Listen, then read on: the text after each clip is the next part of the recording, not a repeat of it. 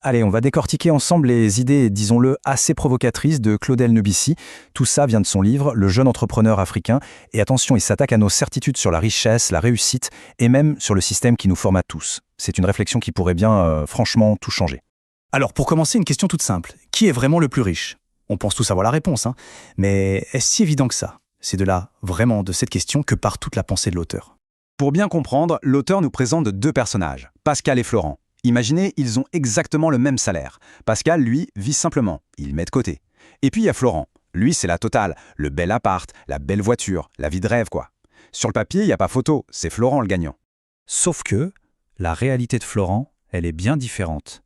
Ce chiffre qui s'affiche, c'est sa dette. Moins 4 millions de francs CFA. Oui, c'est bien ça. Son train de vie de pacha, ce n'est pas sa richesse qu'il paye, c'est son endettement. Et là, d'un coup, toute l'illusion s'écroule. Et l'auteur, il a un nom pour ça.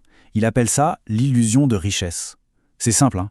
C'est s'endetter jusqu'au cou, juste pour mener un train de vie qu'on ne peut pas se permettre, pour faire croire qu'on est riche. Et là, on comprend que ce n'est plus seulement l'histoire de Florent. Non, c'est la critique d'un vrai problème de société. Mais attention, l'auteur ne s'arrête pas là. Il va beaucoup plus loin. Cette même logique, cette illusion de la richesse, il l'applique aux nations, au pays tout entier. Et si ce grand mensonge des apparences s'appliquait aussi à l'échelle du monde?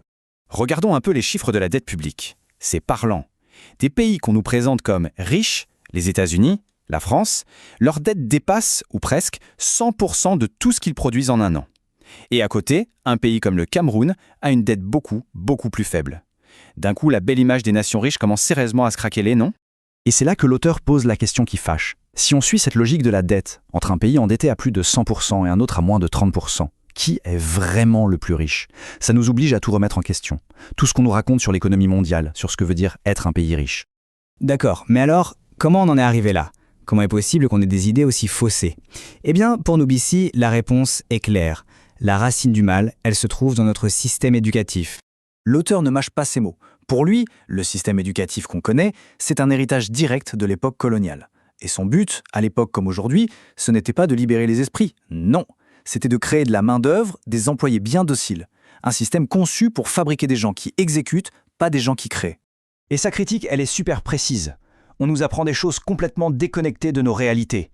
Surtout, on oublie volontairement de nous enseigner les bases de la création de richesse. Du coup, le chemin est tout tracé. Diplôme, bon CV et hop, un emploi. L'objectif final, c'est de faire de nous de bons employés. Jamais, au grand jamais, des patrons. Ce qui nous amène tout droit aux conséquences très concrètes de ce système sur la vie de tous les jours. C'est là que l'auteur nous parle du danger du salariat, qu'il voit comme un véritable piège. Et pour bien faire passer le message, il nous raconte une histoire choc, le dilemme du neurochirurgien. Imaginez un spécialiste, super qualifié, il revient d'Allemagne, et il décroche un poste dans un hôpital. Le rêve a priori. Son salaire mensuel, le voici. 600 000 francs CFA. C'est une belle somme, on est d'accord. C'est le symbole de la réussite. Tout le monde est content, tout le monde le félicite. Sauf que ce deuxième chiffre, c'est ce que ce même chirurgien rapporte chaque mois à l'hôpital, rien qu'avec ses consultations et ses examens. 2 300 000 francs CFA. Le décalage est énorme. Il crée presque 4 fois plus de richesse que ce qu'il touche à la fin du mois. Du coup, la question est simple. Qui profite vraiment de son talent, de son temps, de son énergie?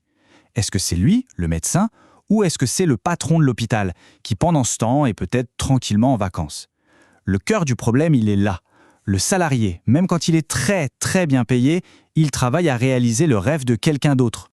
Et cette phrase résume tout à la perfection.